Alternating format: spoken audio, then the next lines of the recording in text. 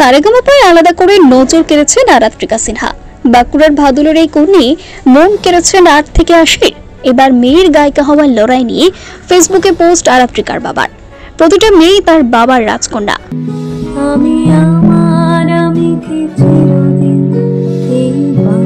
Saregamapa 2024-এর finalist আরাত্রিকার ক্ষেত্রেও তার সবচেয়ে বড় চিয়ার লিডার বাবা সৌম্য সিনহাই। বড় বড় মেয়ের পাশে ঢাল হয়ে দেখা দিয়েছেন সৌম্য। প্রতিটা এপিসোডে দর্শক আসনে বসে সগৌরবে শুনেছেন আরাত্রিকার গান। এবার ফাইনালের পর মেয়েকে নিয়ে পোস্ট করলেন সৌম্য, যেখানে আরাত্রিকার লড়াই এমনকি মেয়ের গায়িকা পরিচিতি গড়ে তুলতে যে কঠিন পরিস্থিতির মুখোমুখি হয়েছেন তা উঠে এসেছে। আরাত্রিকার বাবা ফেসবুকে মেয়ের জন্য লেখেন, মানি তোকে বাঁকুড়া বইমেলায় গান গাইতে দেয়নি, খাদ্য মেলাতেও তোর নাম থেকেও বাদ গেছে, তথ্য সংস্কৃতি দপ্তর হয়তো জানিই না তুই গান করতে জানিস, সবটা শুধু দেখে গেছি, কিন্তু তোর উপর ছিল আমার অগাধ আস্থা। আমি জানতাম তুই কি পারিস আর কি পারিস না।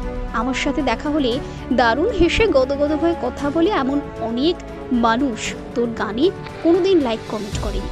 দেখতাম সবকিছুই, পাত্তা সেদিনও দিইনি, আজও দিই না। আসলে আমার নিজের উপরও সাংঘাতিক আস্থা আছে। আমি জানি কার দ্বারা কি হয় আর হয় না। প্রবণতা যদি স্রোতের অনুকূলে হয়। আরাত্রিকার বাবাও একজন শিল্পী, তিনি আবৃত্তিকার। ছোট থেকে সুর মেয়ের গলাতে। বাড়ির লোক বুঝতে পেরে ভর্তি করে দিয়েছিল এলাকারই গান স্কুলে। এখন তো সারা বাংলার দর্শকের মনে জায়গা করেছেন আরাত্রিকা। সেই নিয়ে সৌম্য লিখলেন, অনেকে তোকে গণসঙ্গীত শিল্পী বলে দাগিয়ে দিয়েছিল, তোর পিঠে সেটা দিয়েছিল পার্টি স্ট্যাম্প, কিন্তু অনেককেই ভুল প্রমাণ করবি সেই বিশ্বাস আমার ছিল। এপ্রিল মে মাসের গরমে যখন তোকে নিয়ে 3 দিন অন্তর যখন ছুটছি জি বাংলা সারেগামাপার অডিশনে, তখন ভাবতাম অন্তত একটা গান যদি তুই ওই মঞ্চটাতে গাইতে পারিস আমার খুব ভালো লাগবে। একটার পর একটা এপিসোডের হার্ডেল টপকে তুই যখন ফাইনালে উঠলি, তখন অনেক বিজ্ঞ মানুষের কাছ থেকে শুনতে হয়েছে ওখানে নাকি টাকার খেলা চলে। মনে মনে কেবল হেসেছি।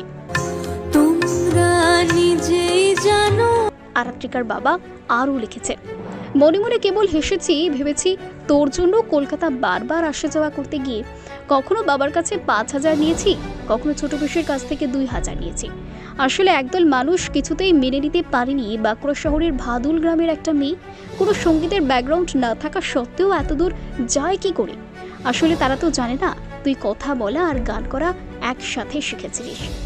তারা তো জানে না তোর গানের জন্য তোর মা পেটে আহিকে নিয়ে বমি করতে করতে 4 বছর কলকাতায় গেছে ট্রেনে করে, বাসে করে। তারা তো জানে না তোর দদন মাম্মাম সারা দিন তোর সঙ্গে গান নিয়ে আলোচনা করত। তুই অনেককে ভুল প্রমাণ করতে পেরেছিস বলেই আমি খুশি। সারেগামাপার ফাইনালে পৌঁছলেও প্রথম 3ই জায়গা হয়নি আরাত্রিকা, জানিয়ে বেশ বিরক্ত একাংশ দর্শক। তবে কালিকা প্রসাদ অ্যাওয়ার্ড পেয়েছেন বাঁকুড়ার মেয়ে খুদে কমরেড আরাত্রিকা। নেটিজেনদের অনেকেই দাবি তার গায়ে সেটে যাওয়া খুদে কমরেড ট্যাগটা কোথাও গিয়ে বাধা হয়ে দাঁড়িয়েছিল।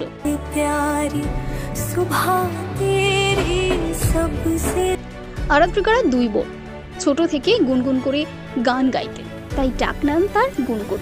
দাদুর স্বপ্ন পূরণ করতেই সারেগামাপায় আসেন আরাত্রিকা। সংস্কৃতি মনস্ক পরিবার, আর সেই ছাপ পড়েছে এই মেয়ের ভিতরেও। ক্লাস 9-এর ছাত্রী, ছোট থেকেই বাম দলের নানান অনুষ্ঠানে, পথসভায়, সভা মঞ্চে গান গেয়েছে। তবে সারেগামাপায় এসে সঙ্গীতপ্রেমী মানুষরা দল নির্বিশেষে আপন করে নিয়েছেন তাকে। সারেগামাপার বিজেতার তকমা না পেলেও আরাত্রিকার ঝুলিতে এসেছে বহু মানুষের ভালোবাসা, জানিয়ে তিনি ফাইনালের পর ফেসবুকে লেখেন, পৃথিবীর বিভিন্ন প্রান্তে বসবাসকারী সঙ্গীতপ্রেমী বাংলা গান শুনেন এমন মানুষেরা ফোন করেছেন বাবাকে অনেকবার। আর কি চাই, আমি মানুষের গান গাই, এটাই আমার সবচেয়ে সুখের বিষয়। কেননা আজও আমি বিশ্বাস করি সঙ্গীত শুধুমাত্র বিনোদনের বিষয় নয়, হতে পারি না কখনো। ধন্যবাদ জানাই আমার সকল শুভাকাঙ্ক্ষীদের, যারা এত দিন আমাকে সমর্থন জানিয়ে এসেছেন, সাহস জুগিয়েছেন। বিশেষ কৃতজ্ঞতা জানাই জি বাংলাকে আমাকে এত বড় প্ল্যাটফর্মে গান গাইবার সুযোগ করে দেওয়ার জন্য। Bureau report, TV19 Bangla.